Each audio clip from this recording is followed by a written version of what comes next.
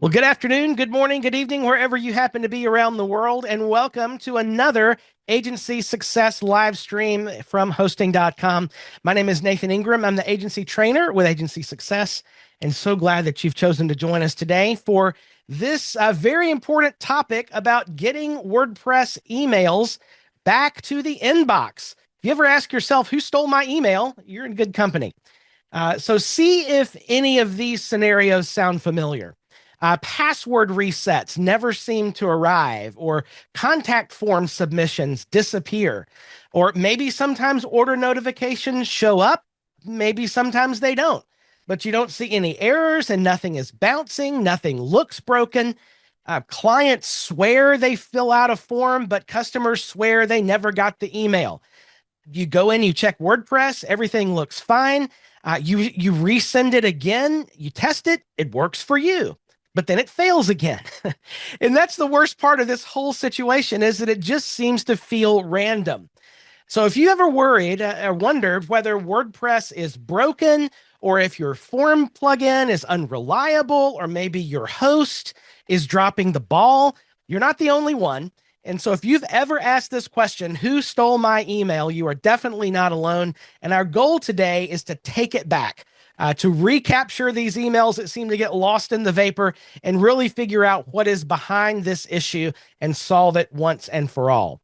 So here's a quick overview of where we're heading over the next hour or so. First of all, we're going to talk about why this problem happens. Why do emails go missing? We're going to spend a little time understanding the problem. Then we're going to start to work towards a solution. How is email trust established? We're going to look deeply into the 3 keys to email deliverability. Then we're going to see, well, how do we fix this, right? So how do we solve this problem once and for all? So once we understand what the issue really is and what trust factors need to be established, how then can we fix this issue so that it doesn't happen again?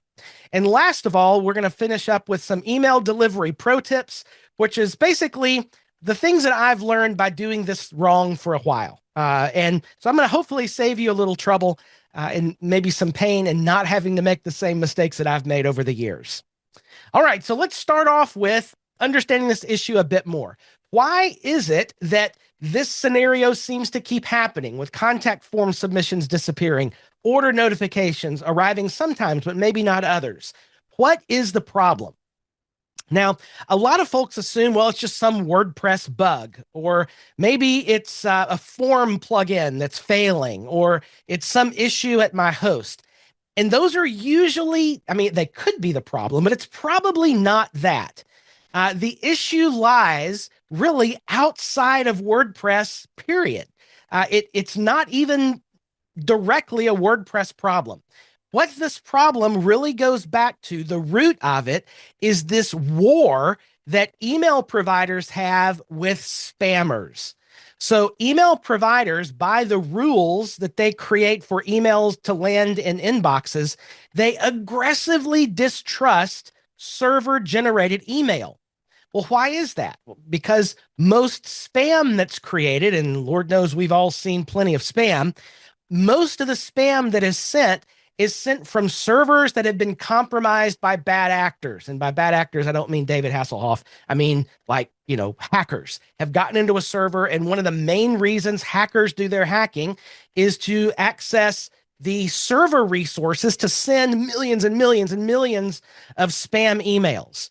So email providers like Gmail and Microsoft and all the big companies, they want people to use their email service, and they want to get rid of the bad garbage emails, but not still at the same time filtering out good emails. And that's a really hard thing because spammers are pretty smart. But email providers are closely watching server-generated email, exactly the kind of email that WordPress sends. Even though it's legitimate, like these are my form entries or these are my order notifications, it's still server-generated email, the same kind of email that spammers, it looks like spam email many times. So legitimate WordPress email gets caught in that same net and flagged as spam.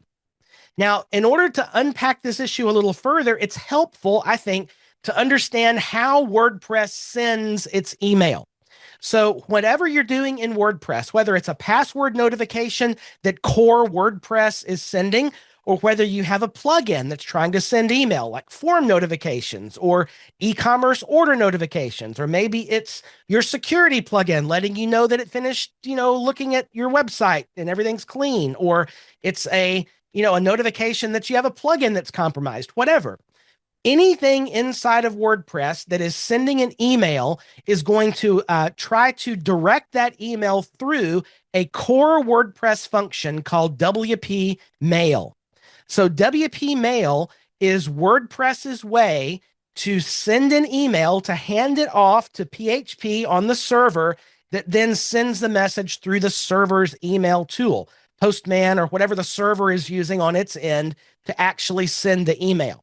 Now, this process using PHP or something to send mail through the server is exactly the same process that spammers use when they're sending a spam message. It's the standard way that any PHP application sends mail, whether it's legitimate or whether it's, malicious. So WordPress does not include a built-in email authentication system. Now, there's a reason for that. The core WordPress. This is too complicated a solution to try to solve in core, because WordPress runs on many different kinds of servers, on many different web hosts, in many different environments. This is not something that can be solved in core WordPress. Core WordPress has to accommodate for all of these thousands of different setups. So we need a plugin or something to help us deal with this issue. Now, this issue at its core, again, is that WordPress transactional email looks like spam. Now, transactional email is a technical term. It's not, when you think of transaction, you may think of buying something or whatever. But when you see the term transactional email, it's a technical term, and it just means any email that's sent when there's some transaction happening between the website and the user, any kind of interaction, like a form fill out or an order notification or a security plugin sending something. There's a transaction that's happening, some interaction that creates the email to be sent. It's an automatically generated email. So depending on the inbox provider, it might reach the inbox, it might end up in the spam folder, it might just be deleted altogether, depending on the security rules that the provider has in place. And sometimes that can feel totally random, and it can be really, really frustrating, because normally you don't get any message that says, hey, there's something wrong with your email.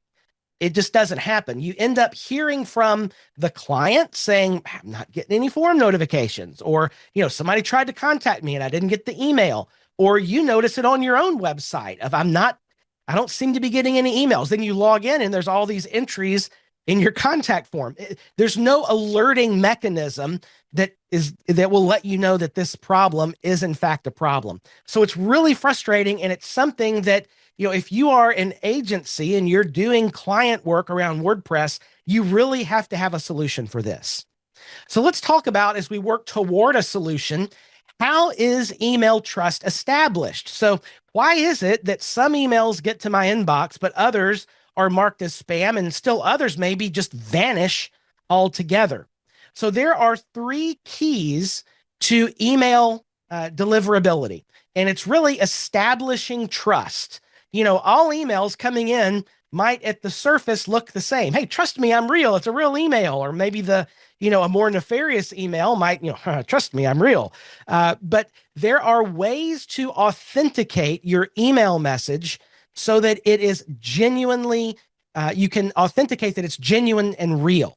So inbox providers like Gmail, like Microsoft, like Yahoo, like whoever else, they authenticate emails. They require that this authentication is in place before it is hitting the inbox. And so whether the email hits the inbox or goes to spam or gets completely deleted depends on, does this authentication exist? And can we validate that this email coming in is authentic? And there are 3 standardized trust signals that are standard operating procedure for every email provider that they use to authenticate the email. Now, these three keys, we're going to get into some alphabet soup here, but these three keys are SPF, DKIM, and DMARC. Now, if you've been doing any sort of DNS work or you've been around trying to troubleshoot this issue for any length of time, you've probably run into these acronyms. And for many of us, we see these acronyms and we look at the DNS records and it's just a bunch of gobbledygook and it doesn't make sense. And we don't fully understand it. We know that we're supposed to have some of these records, but we don't quite understand what they do. So our goal in the next few minutes is to really unpack all of this and see what's inside how each of these records works and why they're all important. So we're going to start with the first key to deliverability, and that is SPF. Now, SPF stands for Sender Policy Framework. It's the oldest of these keys. It's been around for the longest, and the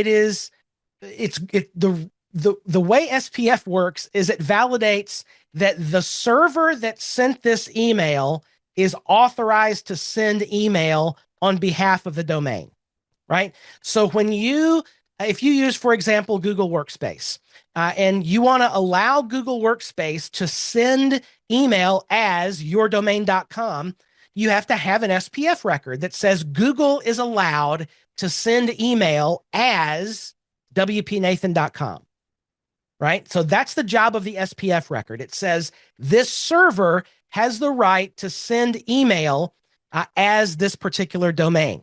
Now, it is defined by a DNS record, a text record, and it declares which server or servers are allowed to send this mail. Now, here's an example SPF record. If you use Google Workspace, you probably have this exact record in your DNS. So what I want to do is take this thing apart a little bit. So it is a text record. The name of the record is usually your domain name, and the content of the record looks something like this. I see some comments in the chat about the slides, and I'm just dropping that link in there for you if you missed that earlier. Okay, so let's take this record apart because it does have separate components. Look, there's 1, 2, 3. So there's at least 3 parts of this SPF record. So let's look into it and understand what it means. The first part is the version.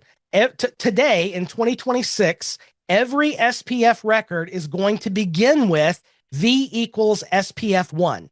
That's saying this is SPF version 1, the protocol essentially of how the rest of this record is going to be structured. It tells the email servers that are receiving email when it goes to validate. It tells those servers that this is the SPF record that they should look at. If your SPF record doesn't have this at the beginning, it's not going to work. It's going to be ignored. So, and also, by the way, SPF 1 is the only version of SPF. Now, at some point in the future, maybe there'll be SPF 2, but right now, all SPF records begin with this, V equals SPF 1. Now, you move into the next section, and this is the authorization. Basically, which domains are allowed to send, or IP addresses are allowed to send email on behalf of this domain. So when the email is received, the receiving server, the email provider like Gmail or Microsoft or whatever, goes out and looks at this record to say what servers are authorized to send this. And so in this case, spf.google.com. So that it'll go out and ask spf.google.com, get its list of servers, and make sure that the email came from one of those. Now, you might have in your SPF record an IP address or a series of domain names or a combination of IP addresses and domain names. So it could be like that. Most of the time, it's just 1 or 2 or possibly 3. You don't usually have a lot of options here, but anything listed here with an include says this is a server or this is an IP address that is allowed to send email as this domain. Now, the next bit here is the qualifier and mechanism. So the qualifier is this tilde. It might also be a dash in some cases, and then all. So basically, if there's a tilde here, it says, all right, if this doesn't match up, then send it to spam. If it's a dash, it says if this doesn't match up, delete the email. So it's telling in some ways the receiving email server what to do if this doesn't line up. Like if you get an email that says it's from my domain, but it's not, like if spf.google.com, or if the server that sent this email isn't in this list of included servers, get rid of it or send it to spam. All here means that it pertains to all emails. Now, you might find that there's some really complicated SPF records. I've seen, like in all the years I've been doing this, 30 plus years now, I've only seen a handful of really complicated SPF records that have lots of includes and maybe even a whole string of other IP addresses or servers after the includes. Like that's pretty rare. And usually you're going to see a record that looks just like this, where it might have a couple of extra includes and that's it. So they might be more complicated, but you're probably not going to run into that. But every SPF record is going to follow this same kind of pattern. Now, the interesting part, at least to me, is that this last bit here, it's a little bit antiquated. It's still required. You still have to have something here to tell, as part of the SPF record, to direct the receiving server on what to do. But that role is really, it has been replaced effectively by DMARC, which we'll get into in the third key here.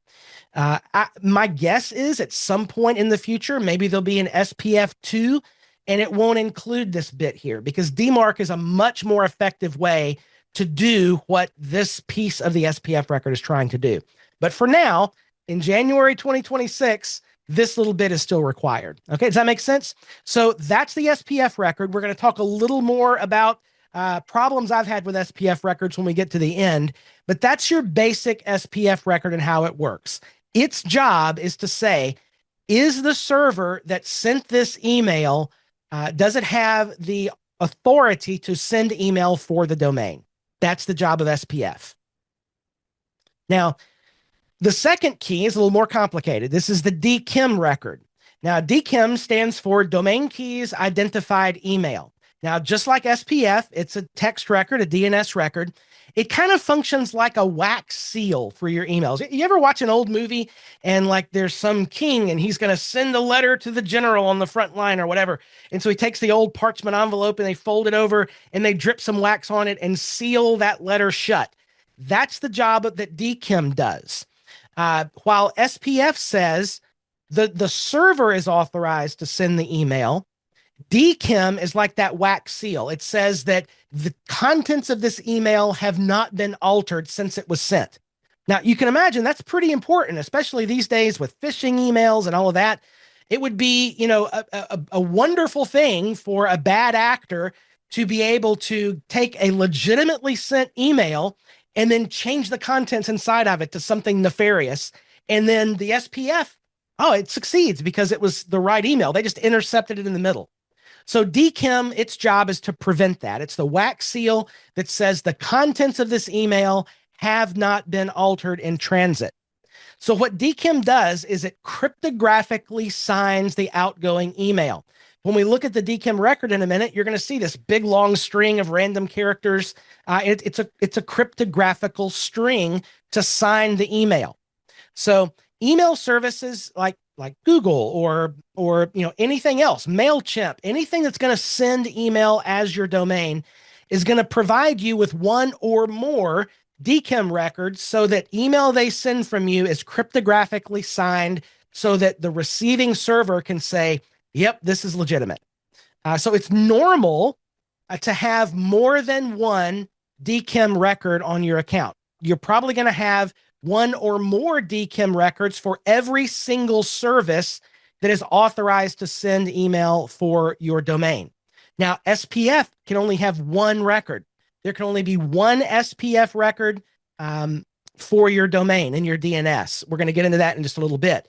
But you can have multiple DKIM records. That's not going to be a problem.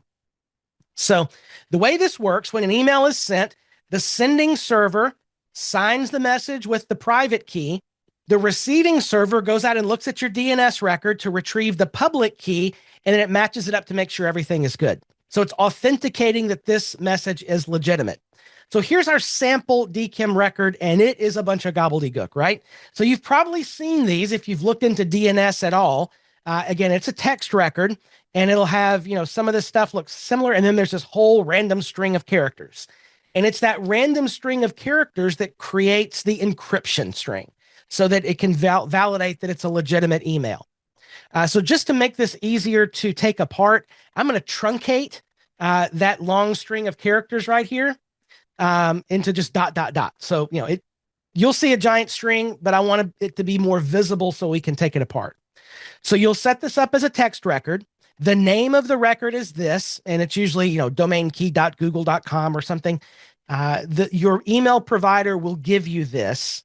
That's the name. And then the content is this bit right here.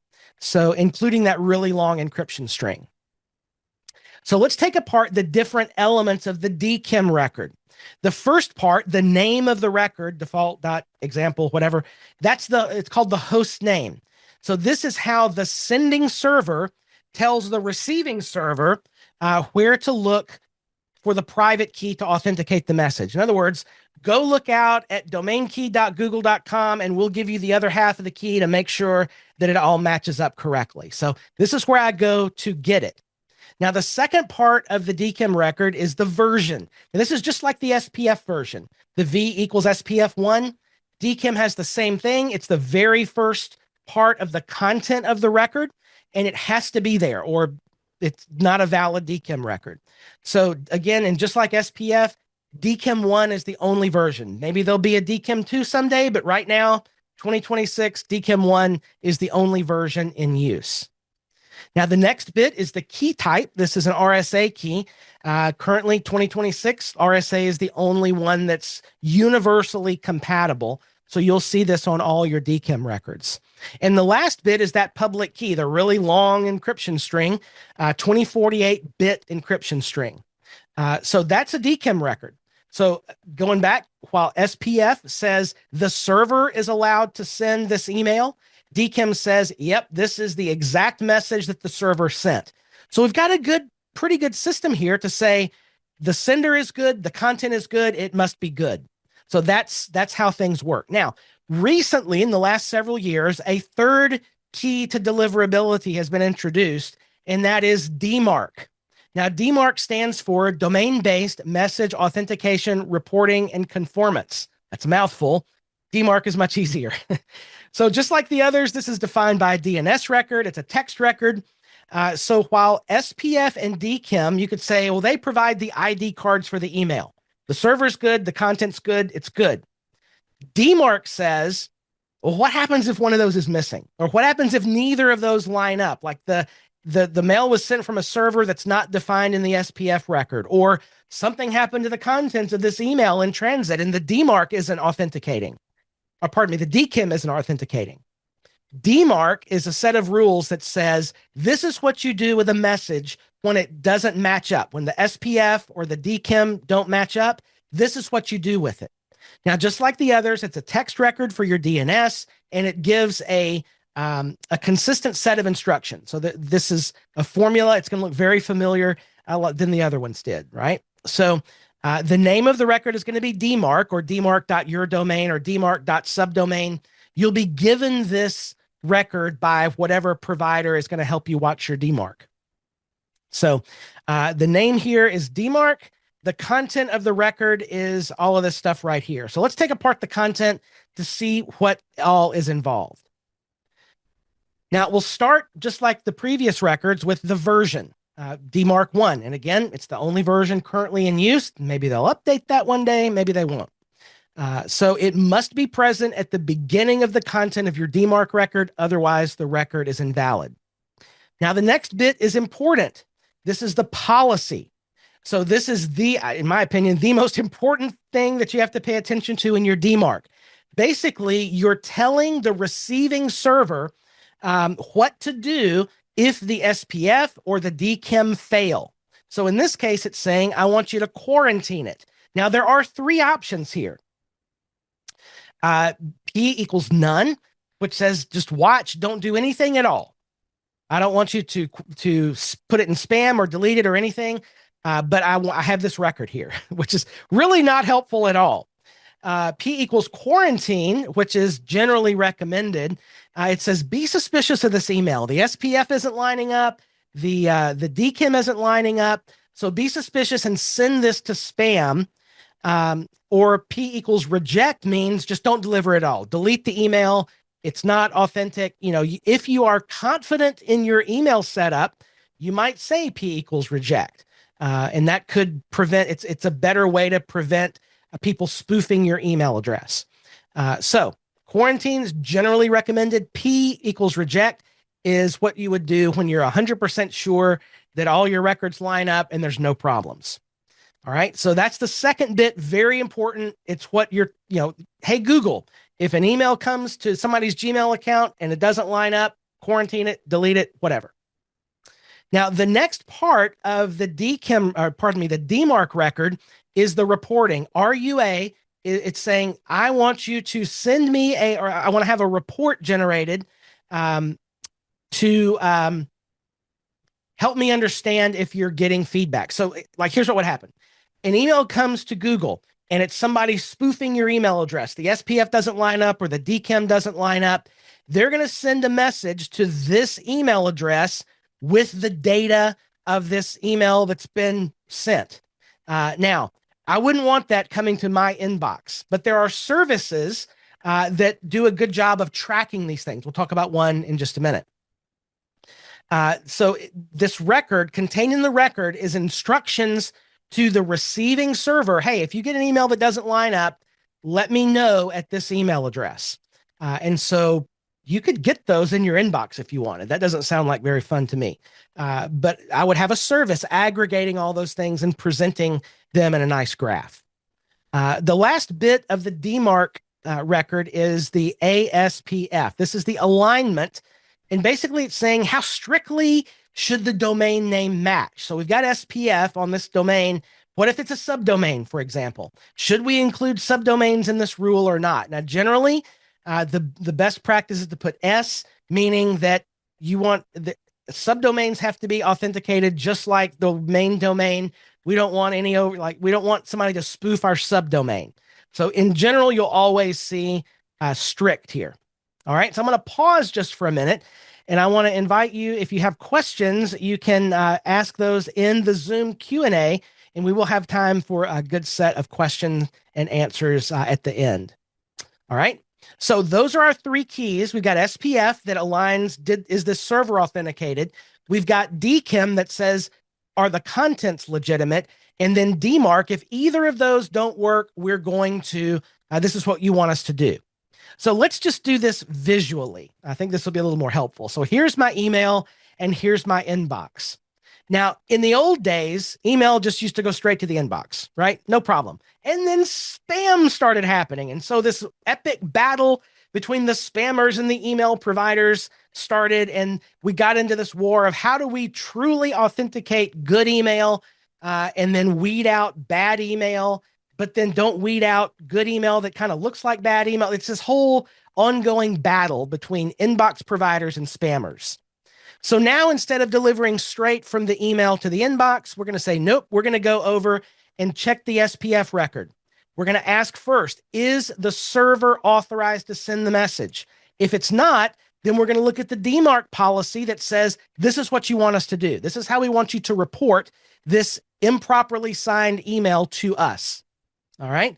So, however, if the server is authorized to send the message, then we're going to look at the DKIM record and we're going to say, are the contents unaltered? If they have been altered, we're going to go look at the DMARC and say, what do we do with this? If they are they unaltered, they haven't been changed, then we're going to deliver the email to the inbox. So now instead of going straight to the inbox, we take a circuitous route, but now we have authorized email. And generally speaking, the level of spam has gone way down over the years since they put all of these things into practice. Does this make sense? So this is how all the alphabet soup fits together.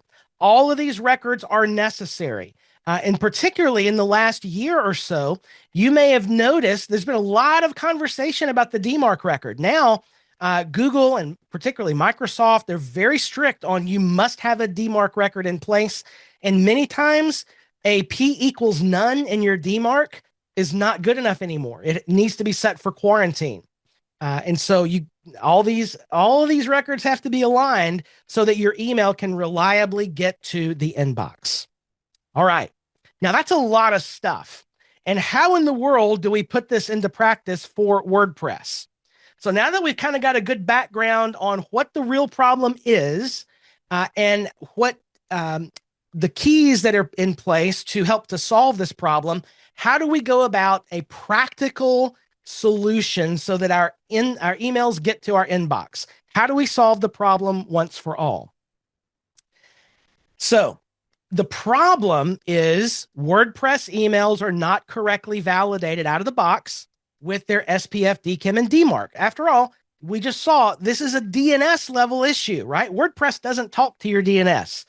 We have to have these records in place. The problem occurs after WordPress has handed off the email to WP Mail, and it sends it. It's unauthenticated. It's going to hit the spam box, right? So here's some solutions. There's a couple.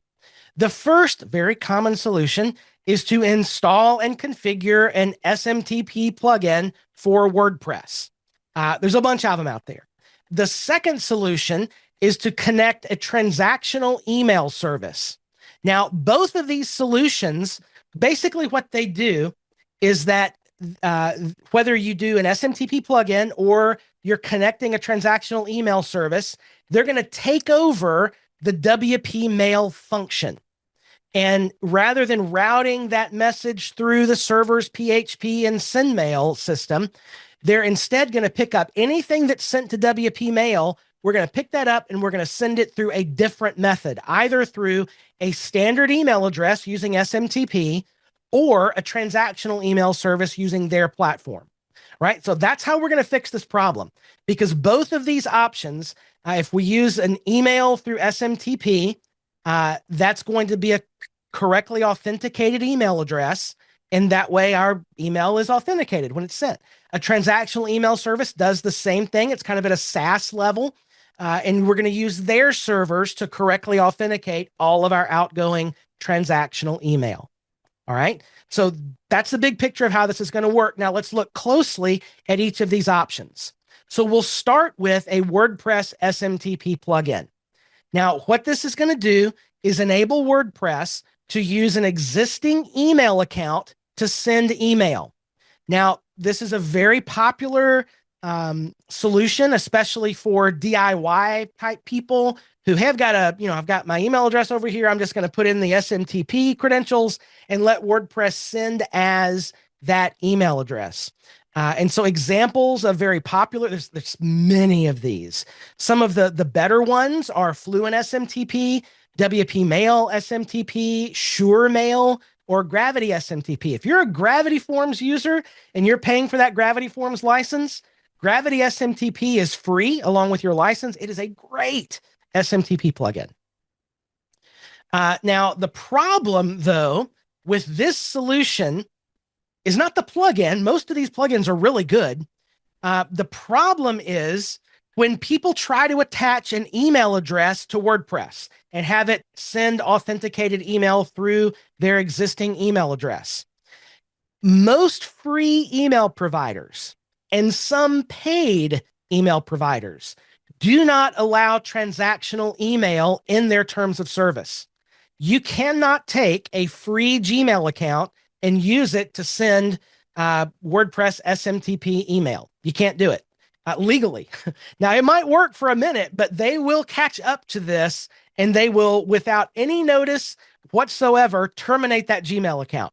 Ask me how I know this. I tried to solve it that way many, many years ago. It doesn't work.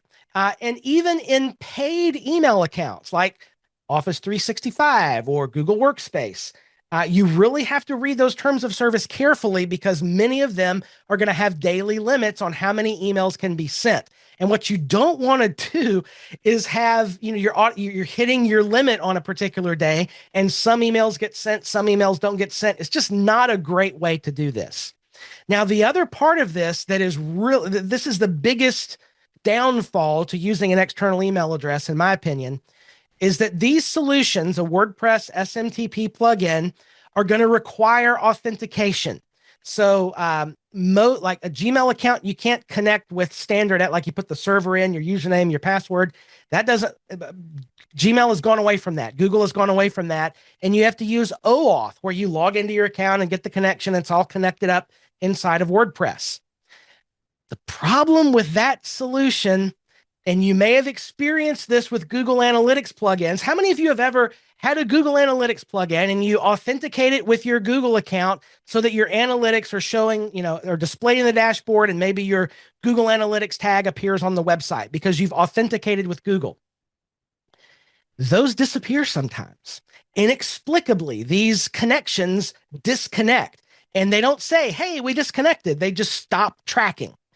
And so any of these email solutions that require this external authentication, I would not recommend those, especially if you're managing lots of websites, because there is a risk that connection becomes disconnected and now your website's not sending email anymore. It's not a great solution to try to use an external email address to send email through WordPress. Even if it works at the beginning and everything is correctly authenticated, there's really no trust that that connection is going to stay in place. Does that make sense? So I would not recommend this as the way to solve this problem. Instead, what I recommend is a transactional email service. So what this is going to do is it's going to connect WordPress to a service that is built to do exactly the thing that we're trying to do. These email services like Postmark and Mailgun, and there's a lot of other ones. I think those are probably a couple of the best. We use Postmark in my agency. These services are built specifically to solve the problem that we've been describing. So the emails that are sent are correctly authenticated every single time. Now, you'll need an account with one of these providers, and there's generally a cost involved. Now, word to the wise here, okay? Word to the wise. There are transactional email services that have a free level. I would not recommend using a free transactional email service or the free level of a paid transactional email service. And the reason for that is usually those services, I mean, there's cost involved for them. So why would they give something away for free? Be careful of this, because even, and I'm going to show us in the next slide, there's a free tier of Mailgun, but what you'll find is that they put their least reputable servers in that free tier. And so you may still have problems. If you want to solve this issue once and for all for your clients, it's worth investing a small monthly cost in a service that's just going to solve the problem for you. Now, they're going to do this with a plugin.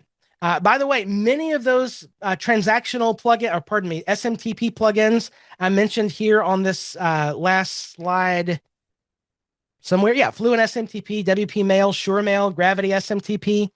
All of those will connect to an external service like Postmark, like Mailgun. So you'll still use a WordPress plugin, because something has to tell WordPress, okay, we're taking over the send mail of the WP Mail function, and instead of sending it through the server, we're going to send it through Postmark instead. So you're going to need something that does that. So it does require a plugin. Most of these services have their own plugin. Postmark has a plugin. Mailgun has a plugin. But many of these popular SMTP plugins will work as well, and they tend to be better plugins. So in our case, we'll often use Fluent SMTP or Gravity SMTP on our newer sites to connect to Postmark. And we find that's a really, really good solution. So I did mention there's a cost involved in these. And so, for example, here's Mailgun. They do have a free tier. I just wouldn't recommend it. The basic tier is $15 a month. That gives you 10,000 emails. Now, what we do, we have a single account, and all of our clients are in that account, and it lets each of them send their mail. You have to be really careful, though, on, for example, how many sending domains in Postmark. So you only get one sending domain. So if you're an agency person, this is probably not the best solution. You'd have to bump up to the $35 a month level. That gives you 1,000 sending domains, so you could send it as your customer's domain, etc. Mailgun is a great service, though, but I do personally recommend Postmark, because at the $18 a month level, You get unlimited servers. That's a sending domain. You can have a separate one set up for each client where each of them is tracking and reporting separately.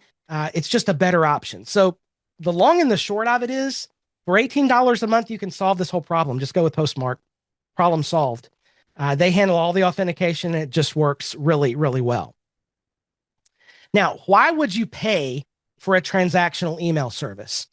Because emails just get sent, period. This fixes the trust factor. You don't have to worry that it's not being sent.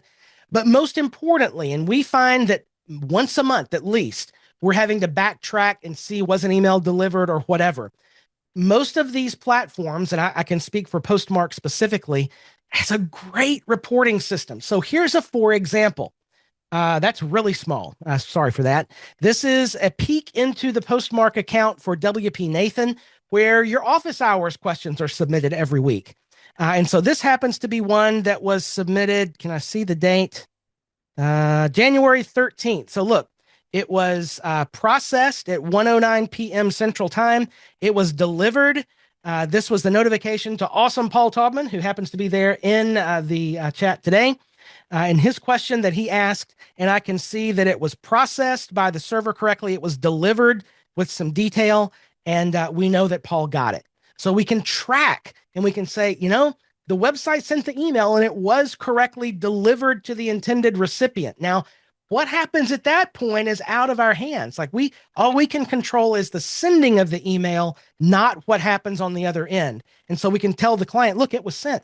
And matter of fact, we can even see the content of the email here if we need to go back and reference something. So this kind of reporting we have found in our agency to be absolutely critical. You don't need it until you need it. And this is good stuff. All right.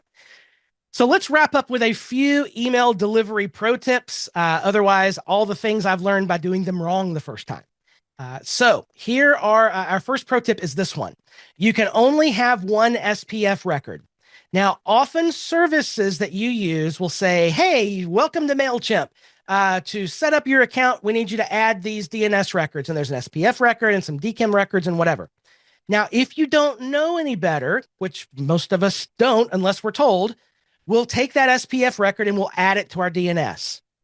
Now, the problem is, if there was already an SPF record, now we have two or more. And guess what? The SPF standard only allows one SPF record per domain, which means that anytime any email goes to look up the SPF, it's going to fail, period. Even for the record that started off there before you added the second one. If there's more than one SPF record, all of them are going to fail because you've broken the standard. So what do you have to do? You have to merge the content from the new record into the old record. Now that can sound daunting. It's really not quite that difficult. So for example, here's our existing SPF record, right? And MailChimp says, hey, we want you to add this SPF record, which looks like this. All you have to do is just take the include statement of the new one and add it to the old one. So the merged one looks like this. Include this space, includes this, and then we wrap it up. And you can have up to 10 different include in your SPF record. Now, if getting into this is complicated, your favorite AI tool is really good about merging SPF records. You can say, here's my old record. Here's the one that MailChimp said to add. Give me the combined one, copy, paste, done. I've never had a problem doing that before. But really, all you're doing is taking the include out, dropping it into the previous statement. But there is a limit of 10. At some point, SPF says, you got too many things. It's not going to add all of that to the same record, and you can't add another one. So you can only have 10. It is a hard limit. All right. The second pro tip. This is a big one, okay? Send from emails in WordPress must be on the same domain. Send from emails must be on the same domain. What do I mean by that? Case in point, many of your form plugins that you use default that the send from email, like what email is sent, what email address is sending the form notification to whoever's going to get it. They default that to be the WordPress admin email address, the email address that's at settings in general and is probably your email address, your agency email address on your client's website. Now, the problem is if your email is the admin email of WordPress, the form is going to send from me at myagency.com instead of something like website at myclient.com. Like the email address it's going to send from doesn't match the domain of the website. So guess what? It doesn't matter even if you're using a transactional email system. The website is trying to send an email for, as it was sending from a domain that it's not authorized to send from. Like I can't send an email from myclient.com saying the email was sent from myagency.com. They don't align. So even if you're paying for a transactional email service, or even if you've gone through the hassle and you feel good about setting up an SMTP plugin with an external email address, doesn't matter. You're not going to be, that email is going to probably be deleted or at best hit the spam folder. It's always going to fail. So you got to make sure that the send from address is on the client domain, the website domain. Those need to match. It doesn't have to exist. It can be website at or no reply at or whatever, but it has to match.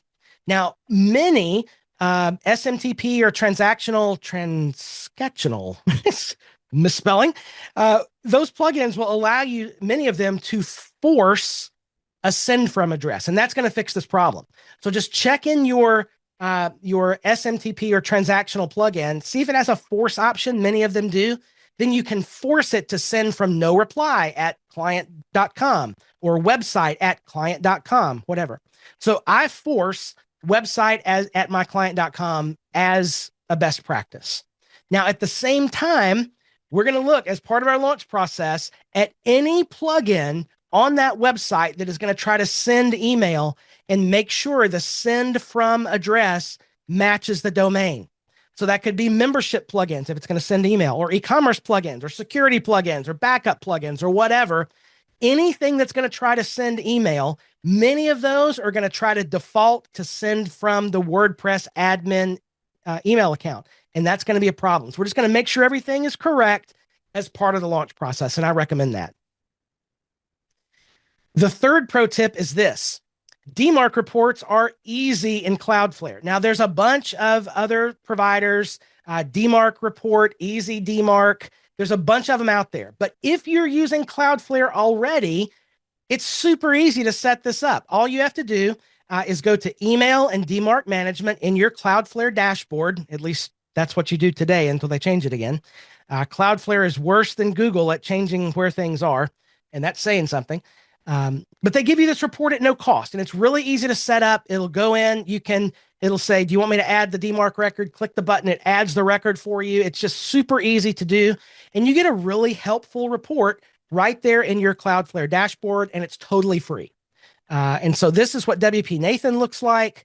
If we scroll down, we would see domains that are sending improperly. Like there's some people that are trying to spoof WPNathan.com, which is interesting, I think, because it's just a test domain. And you can see what senders are failing in this same report. It's pretty good. So if you're using Cloudflare, to me, this is a no-brainer. Just set this up. Fourth pro tip is double check your deliverability. So I think somebody earlier, I saw this fly past in the chat. There's a great tool at MX Toolbox, mxtoolbox.com/deliverability, that will check to make sure all of your records are aligned correctly. So I would recommend that you check your website and any tool you use that can send email on your behalf. It's a good thing potentially to do for clients as well. So, send a test email from MailChimp to the address that this tool will give you just to make sure that everything looks right. Send a form reply to that email address and make sure it looks right. Especially check tool. This is a big one. Especially check tools that you've been using for a long time. So let's just say you set up your MailChimp account 10 years ago, or your Google Workspace account before it was called Google Workspace and something else. Maybe over the course of that long period since you set it up and today, maybe those services have started to require some additional records. You might not have your SPF just right, or your DKIM records may not be just right. And so check all of those. because you may find that your emails are not getting received because over the years, the way that that service has authenticated, you've not kept up with that in your DNS. Either they haven't let you know or you missed the email that came in or whatever. Check those services just as a best practice, but especially those that you've been using for a long time. Now, final pro tip, and then we'll go to some questions. Cover transactional email in your contract. Now, this is the big disclaimer. I am not an attorney. However, for your clients, missing their customer's email is a big deal and could potentially be a liability for your agency. So in your contract, be really clear that email delivery is not guaranteed. We can control the sending, but not the receiving. That should be in your contract so that you're not held liable for that $1 million bid that your customer lost out on because your form didn't send email to his inbox, whatever. Very important, big piece of liability that should be covered in your contract. And also, as part of training your client to use the website, make sure that you show them how to check their contact form entries or their website orders on the website, and recommend they do that maybe once a week or something like that, just to make sure that they're not missing anything at all. So there's a handful of pro tips. Each of those has a story behind it from my world of ways that I've done that wrong in the past. So hopefully those were helpful to you. I will tell you, though, that the best pro tip of all is to upgrade to hosting.com. Hosting.com has superb hardware. We host our agency servers at hosting.com by choice. We pay for it, and we love the service. Virtual dedicated servers, virtual private servers. The hardware is refreshed on to the latest hardware on a regular schedule without you having to do anything. Hosting.com also offers managed hosting for WordPress powered by Rocket.net. Rocket.net now part of the Hosting.com family. And so whether you're an agency, a team, or just an agency of one, you have access to my friend Mike Demo, who's going to give you wonderful, straightforward answers about what hosting.com solution is best for your agency. He'll help you find the right hosting solution for you. He's also going to be there for the long term as your agency advocate if any problems arise. So I'd recommend, if you're thinking about a hosting change, you can call Mike at that number or just scan that code and get on his calendar. Book a call and he'll talk through, no pressure, all of the options that hosting.com has for your agency. All right, so we've talked about a lot today. We've talked about the whole issue of why emails go missing, what needs to happen to establish trust from any sent email, and then how to fix that problem at WordPress. And then I've given you a whole bunch of things that can go wrong. So hopefully this has been helpful to you, and we will pivot to some questions. So if you haven't asked a question yet and you would like to, open the Zoom Q&A and also take a look at those. Even if you don't have a question, read through the questions that have been asked. And if you want to hear the answer to that question, click the thumbs up icon, and we will take the questions in the order of upvotes they have received. All right, so we'll start out with a question here from Sue. Sue says, we use a bulk mail program called Sender.net. It's for an advocacy group. Our SPF, DMARC, and DKIM all check out as valid, but many are arriving in our recipient spam or not at all. Is the problem likely with our domain or the recipient setup? Several are Gmail and there are others. Okay, so it's a great question. Sue, first of all, I would make sure your DMARC record says P equals quarantine and not P equals none, because many inbox providers like Google, like Microsoft, want that P to be at least quarantine, if not fail. If P equals none, that could be one of the things that's causing that to happen. The other thing is the Sender.net. I'm not familiar with them, Sue, but I would try sending a test email to that MX toolbox link that I gave in a previous slide, because it could be that their servers have a poor reputation, and that's something completely outside your control. So your SPF record and your DKIM records, all that could be aligned. You could have a proper DMARC policy in place, but if the sender's IP addresses from Sender.net, if there happen to be some reputation problems with those, then they're going to get flagged. And so that's something you have to address with the provider. Does that make sense? I don't know the link specifically, Sue, but if you download the slide deck, it is in there. It's an MX Toolbox. I think it's MX Toolbox /deliverability, something like that. or you can just Google MX Toolbox deliverability. It'll pop right up. All right, next question is from Stacy. Bots or humans are using my domain for their emails. How are they doing this? I have SPF, DKIM, and DMARC set up. Well, it's a great question. Anybody can send email as anybody.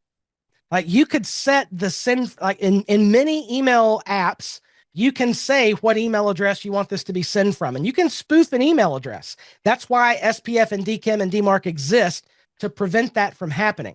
So anybody can send an email as you. Now, it's up to the recipient's inbox to filter that out.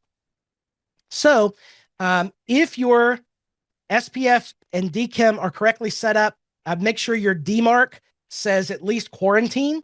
If this is happening a lot and you have a lot of failures, then I would maybe move that to the P = fail, so that none of that garbage and unauthenticated email actually gets delivered.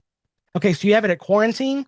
Take a look, because you might try P = fail. Do you know, it would really depend a lot on, oh, you're saying it's postmark. So your postmark, you're using postmark, but others are still spoofing your email address. I would set it up to P = fail, and then look at, do you have something that you're using to look at your DMARC reports?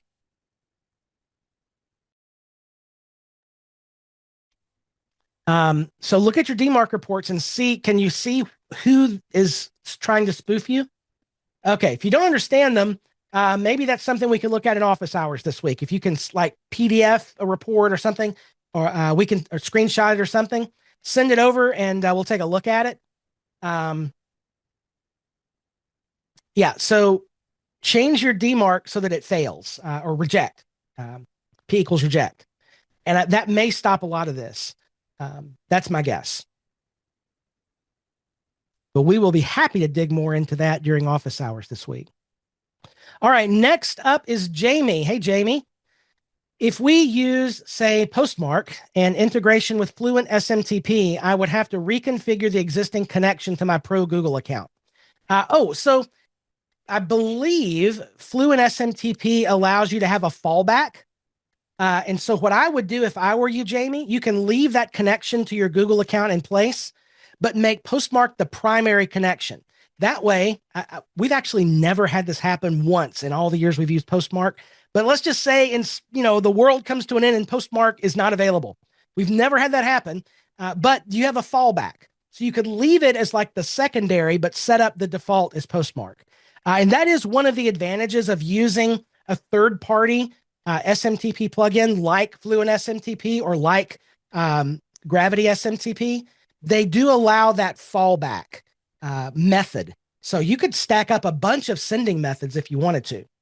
So that's what I would recommend. Yeah. All right. Next question is from Mike. Hey, Mike. If you let WP send the email from the server name instead of the domain name, will that ensure better deliverability? Man, Mike, that's a good question. That sounds unreliable to me. And also, what it's going to do is land in somebody's inbox with something they don't recognize.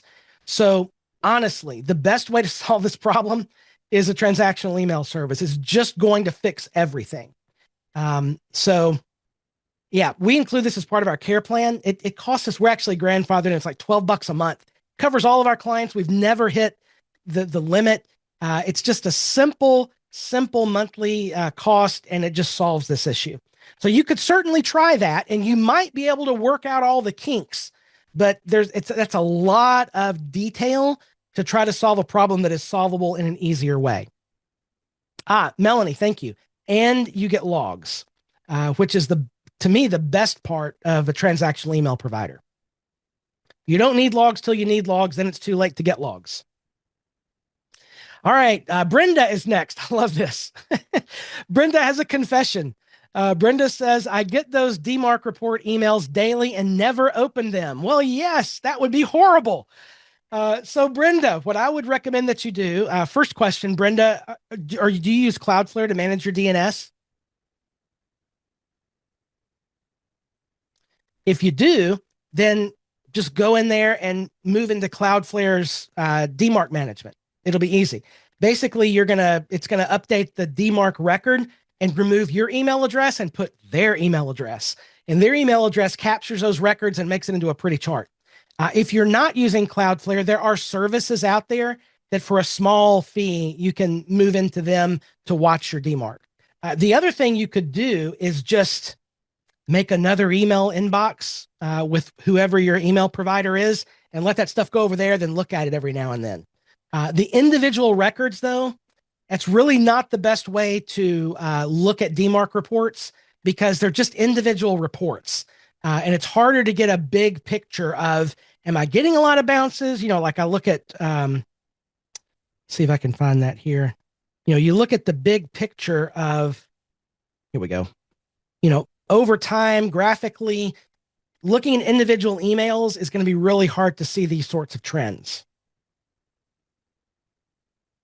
All right. Next is from Jamie. When whoever they is, update from DMARC 1 to 2, would we need to reconfigure the record? It's a great question. I don't know. The bottom line is, I don't know. My guess is that the existing records would continue to work under the DMARC 1 standard, under the SPF 1 standard, but there would be, it would just now say V equals DMARC 2, and that lets you add different things after the fact. My guess is there would still be a fallback based on the version because so much of the internet is built on these rules. Changing them is a big deal. This is probably why they haven't updated SPF 1 and gotten rid of that last little bit that poorly does the job that DMARC does better. Elizabeth, should this be addressed in the WordPress development to validate in WordPress? This is going to get us into the big argument over what should be in core and what should not. And I would say, Elizabeth, I don't know how you would do it, to be honest, because this is a DNS level problem and WordPress is an application in the PHP layer. I don't know, it would be really difficult to solve this problem just technically because these are two different network level versus application level.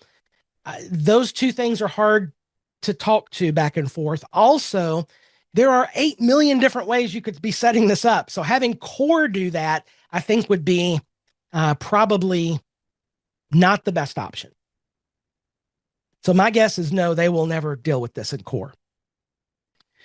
Sue, an edit to the above question. This isn't from a WordPress site. It's a bulk email program that doesn't touch the web. Okay, so Sue, did we answer that question about, sender? Good. And last but not least, Brenda updates us and says, I managed mostly on Cloudflare, some clients elsewhere. Yeah. So if you're in Cloudflare, just go to email and email deliverability in the sidebar, and you'll see, you can just let Cloudflare take over those reports and just do it. There's really not a reason not to do that. That was a double negative. You should do that. It doesn't cost you anything. There are other services out there that might do a slightly better job in the reporting, but Cloudflare's free. And if you're in it already, just use their system. Yeah. All righty. Well, this has been a lot of fun. We got into some alphabet soup, but hopefully we made it understandable. And hopefully you're leaving here today with a slightly better understanding of this whole problem and how to solve it. Really appreciate everybody being with us today. Let me invite you quickly. Let me drop in our link bundle again really quickly. I'd like to invite you, if you've not yet looked at our February live streams, to do that. Upcoming.myagencysuccess.com takes you to this link tree, and you will find all of our upcoming live streams here with Agency Success. You have a link here to register for my free open office hours, which is every Thursday at 2 p.m. Eastern Time. You can ask any question you would like, and we do our best to get to all of those, or just watch it on the replay. There's always a lot of fun interaction and great questions and answers. We have, in a couple of weeks, Daphne Monroe from the hosting.com team is going to be talking about why rich content and video are the future of SEO. On February the 10th, as I mentioned earlier, I'll be talking about imposter syndrome and how to survive a crisis of confidence. And finally, on February 24th, I'll be talking about how to talk to your clients about WordPress security and make some of those complicated, scary things a little more simple and hopefully get some more clients in website management to raise your recurring revenue. So a lot of good stuff coming up on Hosting.com's Agency Success, and we're glad you've chosen to be a part today. That's going to wrap it up for us today. My name is Nathan Ingram, and glad you've been with us today on Agency Success with Hosting.com, where we go further together.